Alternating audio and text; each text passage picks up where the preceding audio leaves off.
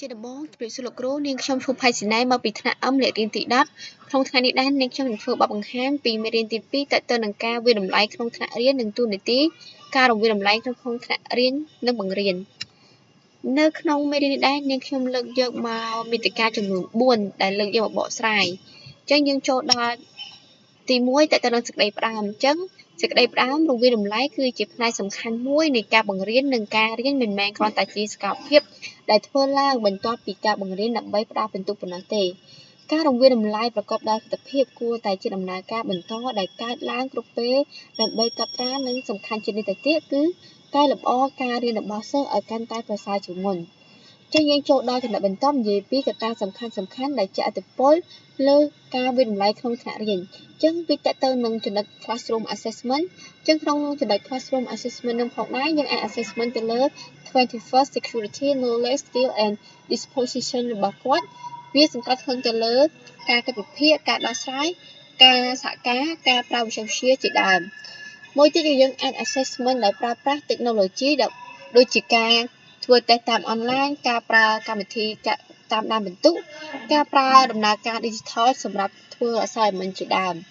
ទី3យើងក៏អាច assessment គាត់ទៅលើ principle of cognitive and socio-cultural learning and motivation ផងដែរ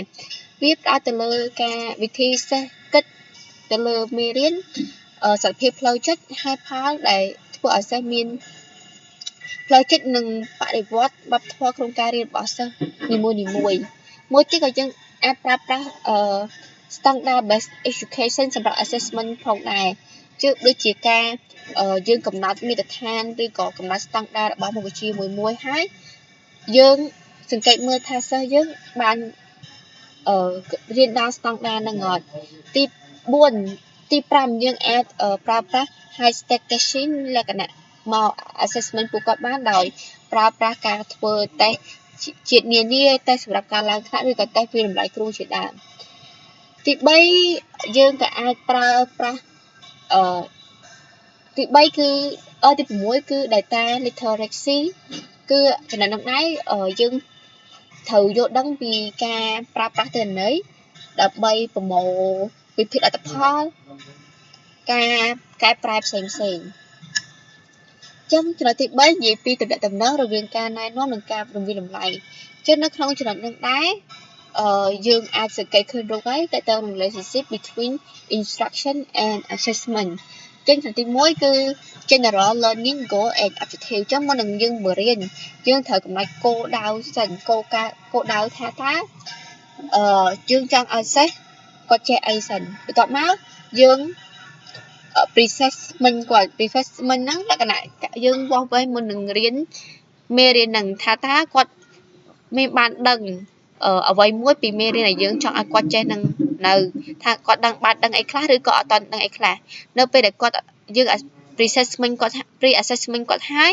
យើងត្រូវ specific learning target ចឹងយើងត្រូវដាក់គោលដៅរៀនមួយបន្ទាប់មកយើងត្រូវបរៀនគាត់បន្ទាប់មកយើង determine acceptable evidence of learning ចឹងនៅក្នុងចំណុចនោះមួយយើងត្រូវកំណត់វិធីសាស្ត្រក្នុងការរៀនមួយបន្ទាប់មកយើងចូលដល់ instructional plan អញ្ចឹងយើងធ្វើផែនការបង្រៀនរបស់យើងមកបន្ទាប់មក interactive instruction អញ្ចឹង interactive instruction ហ្នឹងយើងបង្រៀនលក្ខណៈមានសកម្មភាពក្នុងថ្នាក់ភាសាគ្នាឬក៏ការធ្វើលំហាត់ជាក្រុមជាដើមប៉ុន្តែនៅក្នុងកំឡុងពេលហ្នឹងយើងត្រូវធ្វើassessment មួយដែរគឺ assessment កំឡុងពេលបង្រៀនដូចនៅក្នុងកំឡុងពេល specific learning target និង instructional plan និង interactive instruction ទាំងនៅក្នុងការវិតម្លៃកំឡុងពេលរៀននឹងដែរយើងត្រូវវិតម្លៃភ្លាមកំឡុងពេលរៀនថាតើសិស្សយើងខ្វះខាតខាងណាបន្ទាប់មកយើងធ្វើការកែលម្អគាត់ភ្លាមនៅក្នុងកំឡុងពេលម៉ោងរៀននឹងម៉ោងបន្ទាប់មកពេលយើងវិតម្លៃគាត់ហើយយើងចូលដល់ summative assessment អញ្ចឹង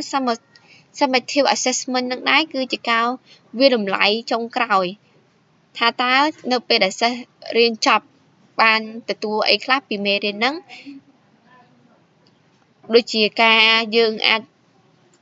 ប្រើប្រាស់final exam ឬក៏ធ្វើតេស្តអីមួយដើម្បីដឹងថាតើសិស្សចាប់បានអីខ្លះនៅក្នុងចំណុចហ្នឹងទី4យើងនឹងនិយាយអំពីប្រភេទនិងធាតុផ្សំនៃការវាយតម្លៃអញ្ចឹងរូបនេះបង្ហាញពី components of classroom assessment អញ្ចឹងទី1ដើម្បីទៅប្រេកបានយើងត្រូវកំណត់ purpose សិន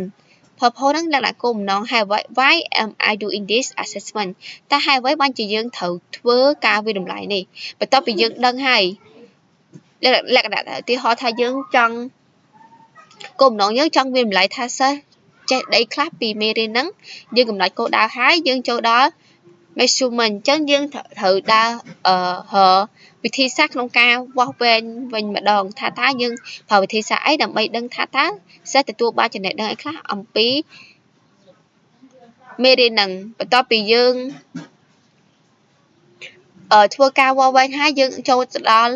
interpretation អញ្ចឹងនៅពេលដែលយើងប្រើវិធីសាស្ត្រក្នុងការដើម្បីដឹងវាស់វែងថាសិស្ស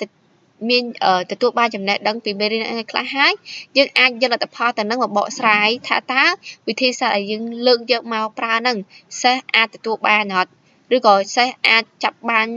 ពីវិធីសាស្ត្រហ្នឹងចាប់បានមេរៀនពីវិធីសាស្ត្រហ្នឹងដែលយើងប្រើទៅលើគាត់ដែរទេបើសិនបើគាត់អាចចាប់បានយើង use វាម្ដងយើងអាចយកវិធីសាស្ត្រហ្នឹងមកប្រើប្រាស់ដើម្បីបង្រៀនគាត់ដើម្បីឲ្យគាត់ទទួលបានលទ្ធផលកាន់តែប្រសើរជាងមុនចឹងបទបង្ហាញរបស់ខ្ញុំបានបញ្ចប់សូមអរគុណលោកគ្រូសម្រាប់ការចំណាយពេលវេលាអរគុណច្រើនលោកគ្រូ